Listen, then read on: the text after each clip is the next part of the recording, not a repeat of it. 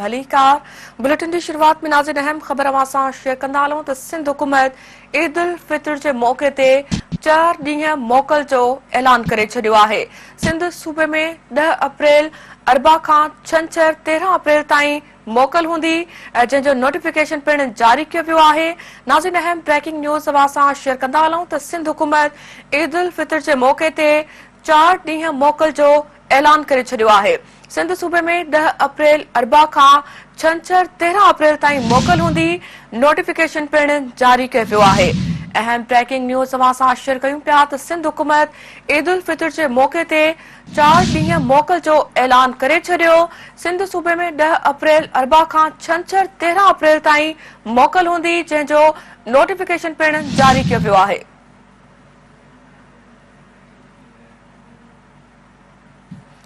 अहम खबर नाज़रीन अवां शेयर कंदा हलूं। सिंध हुकूमत ईद उल फितर के मौके ते 4 ॾींहं मोकल जो ऐलान करे छॾियो आहे।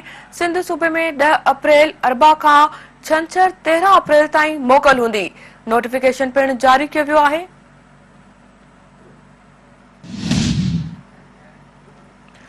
नाज़रीन अहम खबर अवां शेयर कंदा हलूं। सिंध हुकूमत ईद उल फितर के मौके ते 4 ॾींहं मोकल जो ऐलान करे छॾियो आहे।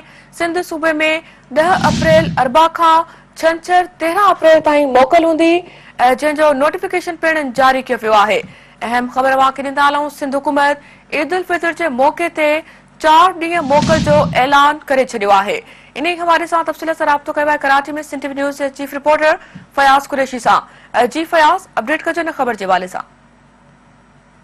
ईद उल फितर के मौके ते वफ़ाक़ी हुकूमत सिंध में भी 4 ॾींहं मोकल जो ऐलान किया है, जो अरबा खां वठी छंछर के ॾींहं ताईं हूंदो। इन हवाले सां जेका चीफ सेक्रेटरी सिंध सैयद आसिफ हैदर साहब की मंजूरी खां पोइ सर्विसिस खाते बाज़ाब्ता तौर ते नोटिफिकेशन जारी करे छॾियो आहे। मोकल जेका है अरबा खां छंछर 10 अप्रैल खां 13 अप्रैल ताईं हूंदी।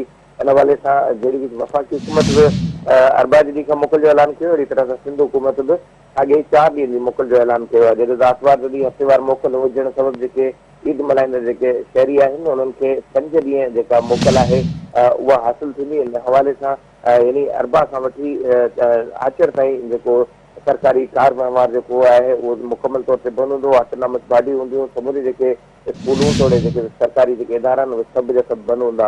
त ईंदड़ जेको वर्किंग हफ़्तो जेको आहे उहो ॿीहर सूमर खां शुरू थींदो। ऑफिशियली 4 ॾींहनि जी मोकलुनि जो ऐलान कयो वियो। आचर समेत मजमूई तरह सां शहरी ईद ते 5 ॾींहं मोकल करे सघंदा। जी सर, ठीक है फयाज़ कुरैशी ने हवाले सां अपडेट करण जे लाइ महिरबानी अवां जी।